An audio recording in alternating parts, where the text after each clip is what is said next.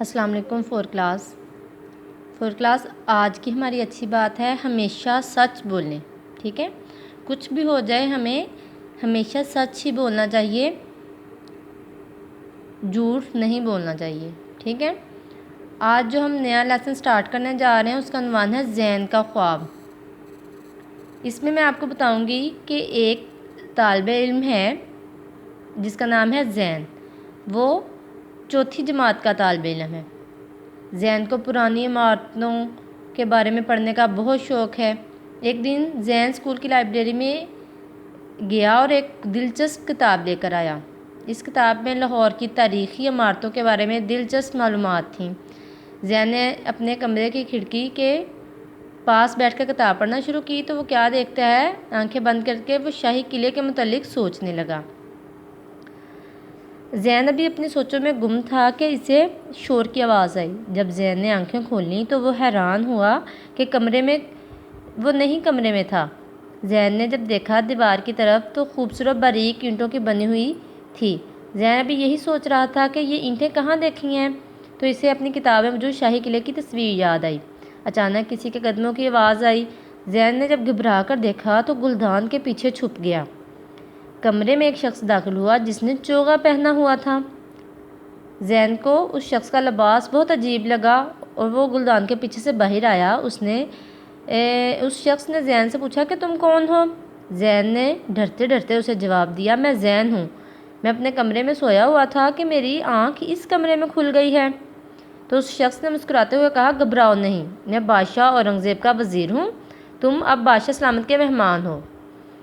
چلو میں تمہیں محل کی سیر کراتا ہوں. وزیر جو تھا زین کو ایک بڑے دالان میں لے گیا جہاں بہت سارے ستون تھے.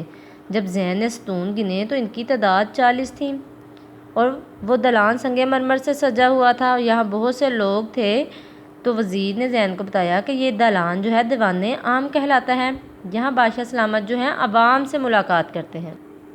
اس کے بعد وزیر زین کو لے کر ایک اور دالان میں پہنچا جہاں شیشے لگے ہوئے تھے. زین نے پوچھنے پر وزیر نے بتایا، شیشوں کی وجہ سے اس دالان کو شیش محل کہتے ہیں.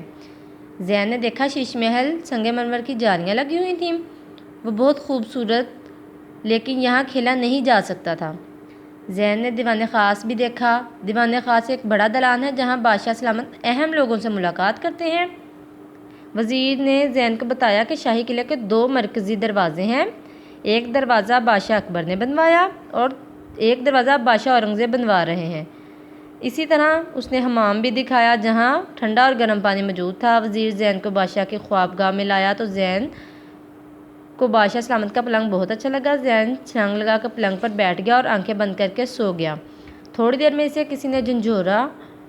زین نے جب آنکھ کھولی تو اس نے دیکھا کہ وزیر کی جگہ امی اسے جھنجھوڑ رہی ہیں. زین مسکرایا اور امی کو اپنے خواب کے بارے میں بتایا. فور کلاس آپ نے جو انڈر لائن ورڈ کیے ہیں اسی طرح لوگوں سے معنی ڈھونڈ کے لکھنے اور یاد کرنے ہیں اور کتاب کی پڑھائی بھی کرنی ہے. املا کی پریکٹس بھی آپ لوگ اپنی رف کاپیز پہ کریں گے. اب ہم ایکٹیویٹی سولو کریں گے. ایکٹیویٹی نمبر ہے ہے. اب دیکھیں ہے 2 طرح کی ہے. اب یہ لگا کر ہم خالی جگہ پر کریں گے. ٹھیک ہے، پہلا ہے ایک مثال دی ہے، اس میں گول ہے لگی ہے اور یہ لفظ بنتا ہے بادشاہ. اسی طرح آپ نے کتاب کی پڑھائی کرنی ہے، آپ کو پتہ لگ جائے گا کون سی ہے کا استعمال کریں گے تو درست لفظ بن جائے گا. ایکٹیویٹی نمبر 2 ہے، نیچے دیے گئے جملوں میں کچھ الفاظ کے نیچے لکیر لگائی گئی ہے. ان الفاظ کے معنی پر دائرہ بنائیں. MCQs نمبر 1 ہے، وزیر زین کو دالان میں لے گیا. باغ، بڑا کمرہ، اسکول. بڑا کمرہ جواب ہے اس کا. زین لائبریری سے ایک دلچسپ کتاب لایا. دل کو اچھی لگنے والی، پرانی، مہنگی. دل کو اچھی لگنے والی کتاب لایا. اسی طرح باقی MCQs بھی آپ لوگ حل کریں گے. ایکٹیویٹی نمبر 3 ہے، نیچے دیے گئے الفاظ سے جملے بنائیں. مرکزی، شاہی قلعے کے 2 مرکزی دروازے ہیں. جھنجھوڑا، امی نے زین کو جھنجھوڑا. باقی الفاظ کے جملے بھی بنائیں گے. آپ لوگ اپنے سے بھی جملے بنا سکتے ہیں، وہ گرامر کی روح سے ٹھیک ہونے چاہیے. ایکٹیویٹی نمبر 4 ہے، مندرجہ ذیل سوالات کے جوابات دیں. سوال نمبر 1 ہے، شاہی قلعے کی اینٹیں کیسی تھیں؟ شاہی قلعے کی اینٹیں باریک اور خوبصورت تھیں. وزیر نے کیا پہنا ہوا تھا؟ وزیر نے چوغا پہنا ہوا تھا.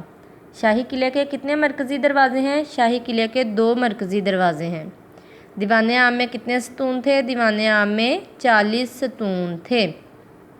ایکٹیویٹی نمبر 5 ہے، نیچے دیے گئے ٹیبل میں کالم الف میں مذکر الفاظ دیے گئے ہیں اور کالم بے میں مونث الفاظ دیے گئے ہیں۔